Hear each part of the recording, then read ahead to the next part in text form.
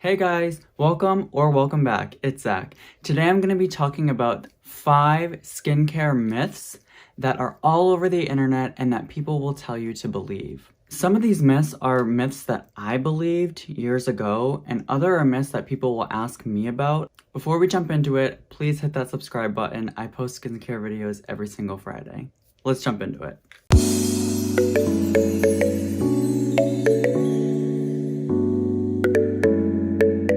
Myth number 1, I don't need to wear sunscreen because I'm inside all day.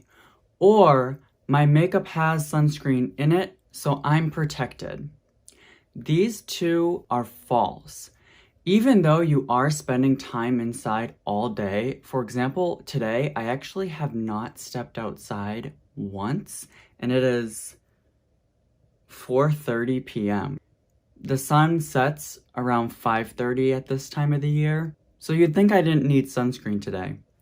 But UVA rays are DNA damaging.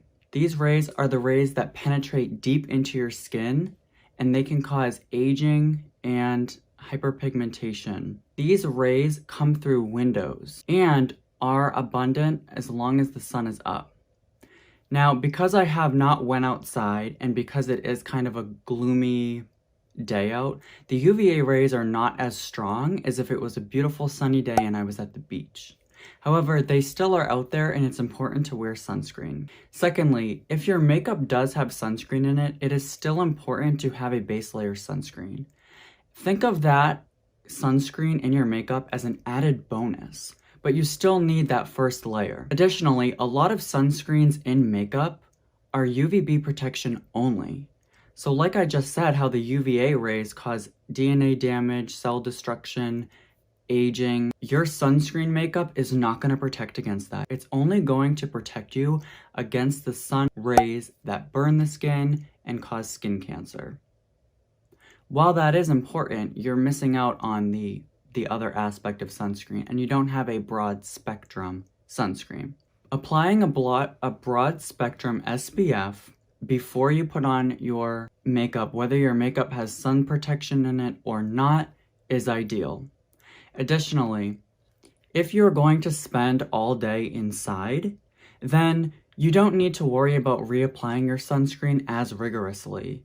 As long as it is a stabilized UVA filter, meaning that it is either zinc oxide, titanium dioxide, or it is a different filter like Tinosorb S instead of avobenzone, then you don't need to reapply every single 2 hours. Maybe apply 2 to 3 times that day, and you should be covered. Also, for people that will have their makeup on, let's say that you put on your makeup before you go to work. So let's say it's 8 o'clock in the morning. By the time that you are on your lunch break, let's say at 1 o'clock in the afternoon, that sunscreen that's in your makeup is not really active anymore. You need to be reapplying the sunscreen. And most makeup and sunscreens is only an SPF 15 or 20, and you're not applying enough foundation to get even that low SPFs. You're probably ending up with an SPF of 5 or 10, which is in no way, shape, or form abundant. I know people really like the IT Cosmetics foundation or CC cream that has SPF of 50 that is a mineral sunscreen. That's great. That's a good sunscreen in your makeup. But it's still a wise idea to apply a base layer underneath. Myth number 2. Higher percentage ingredients means more effectiveness.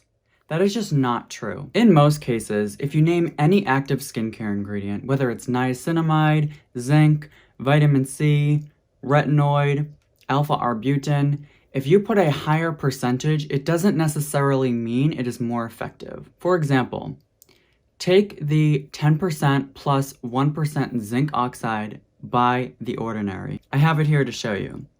This is a super effective niacinamide and zinc treatment for redness in the skin, blemishes, and sebum production control. If you up this percentage to niacinamide 20%, for example, it doesn't mean that it's any more effective than this product is. However, efficacy can vary brand to brand. So comparing The Ordinary's niacinamide to, let's say, a lesser known company niacinamide to a L'Oreal-based niacinamide serum. They all may vary in how well they work, even if they're all the same exact percentage, just based on where the company outsources their niacinamide from. The Paula's Choice 20% niacinamide has been shown, people have shown that it has been irritating on their skin, not more effective.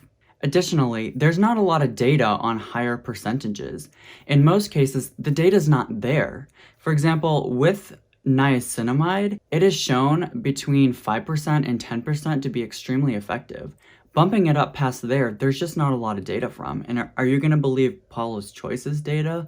I mean, you shouldn't. Obviously, they're going to tell you it's great. They want you to buy their product. As I mentioned in my CeraVe and Panoxyl benzoyl peroxide reviews, the CeraVe one I actually prefer, even though it is a lower percentage of just 4% benzoyl peroxide instead of 10%. I find it to be just as efficacious, but less irritating on my skin. Myth number 3. Parabens are toxic and carcinogenic, meaning that they cause cancer. This is absolutely false. There was a study done years ago on animals, which for those people that believe in cruelty-free and not animal testing, why do you believe this study anyways? You don't believe in it. So why do you believe this study? I don't understand that. Anyways, there was a study done years ago on a rat exposing it to high amounts of parabens. The rat then showed cancer. However, to be honest, any ingredient at an insanely high amount is going to cause harm. Back to the niacinamide. Since niacinamide is so popularized on the internet, and it is a great ingredient, let's talk about that. If you took 100% niacinamide and applied it all over your skin, you're going to get a chemical burn. You're going to burn and irritate the hell out of your skin. It's the same thing with the parabens. Maybe if you use 100% paraben ingredient tropically, it may cause cancer. It may cause a lot of harmful effects. Any ingredient that's that potent and 100% is gonna cause a problem. Parabens are one of the safest preservative and the most well-studied preservatives available on the market today. And less people have shown to be allergic to it. A preservative alternative that's being used a lot nowadays is methyl-isozinolone. I butchered it. Methyl-isozinolone, which it is a good preservative, but people do show that they can be allergic to it more than parabens. Parabens are also really affordable. We don't need to be paying a large amount to preserve our skincare. Preservatives in skincare are really important because we don't want our products to go bad. We don't want bacteria to grow in our products. Some products that you have to dip your fingers in, you want that preservative to make sure there's no bacteria buildup when you put it on your face. Parabens are not toxic, and neither is mineral oil, talc, and all these other skincare ingredients that online is deeming are toxic. They're not toxic. Myth number 4. Oily skin people do not need to moisturize their skin. That is false. Oily skin people produce more sebum on their skin, usually in their T-zone where there's more oil glands, so the nose, the sides of the nose, the chin, the upper lip, and the forehead. I'm one of those people. My skin is pretty normal and balanced, but without my skincare routine, my T-zone is oily. But that doesn't mean I don't need to moisturize. Instead, oily skin people do not need heavy lotions or heavy creams on their skin. If you are really oily, I suggest in the morning after you wash your face to dry your skin and then apply your sunscreen. The sunscreen is gonna have hydrating ingredients in it as well that will moisturize without making you overly oily. And of course, pick a sunscreen that's more matte. I totally agree that you don't need to use a moisturizer before you use sunscreen if you are oily, but you definitely need to be moisturizing in some way, shape, or form. You can also get a lotion that is going to be cosmetically elegant or be cosmetically beneficial for your skin if you're oily. For example, you can use the CeraVe PM Facial Moisturizing Lotion. This is an ultra lightweight formula, and it has great skincare ingredients without leaving you greasy or heavy feeling. It's got niacinamide, which is actually going to control your sebum production. It's got hyaluronic acid, which is a humectant. It's going to hold water onto the skin and kind of plump up your skin to make it look more youthful and hydrated. And it's got 3 essential ceramides, which are going to restore your skin's barrier. It's really lightweight, it's not heavy, it's not greasy, it's not thick. This is going to be a great product for an oily skin person to use as a moisturizer to give benefits to their skin, to help balance their skin, to help control their acne while also being hydrating. The last, and I think the most important myth, is that a higher price deems higher quality skincare. Of course, comparing a dollar store moisturizer with a $20 drugstore moisturizer, yeah, you're definitely going to see a lot more beneficial ingredients in that $20 moisturizer. But I'm talking about SkinCeuticals, for example, that's charging $150. I've seen products even $200 for a jar of moisturizer. You're not getting better skincare ingredients by paying that much more. There's no secret, really expensive ingredient that is magical. If you look at the ingredients of SkinCeuticals, it's really the same as a lot of other L'Oreal products. L'Oreal owns CeraVe and Estee Lauder, L'Oreal products, of course. L'Oreal knows how to make vitamin C. They have it in a wide range of different brands and different prices. Picking a vitamin C from them, you know they know how to stabilize that vitamin C ingredient. So you can use something like CeraVe. You don't need to use an Estee Lauder or a SkinCeuticals vitamin C for over $100 to think, oh, well, I know that it's stable and efficacious. So what are you paying for in that extra price point?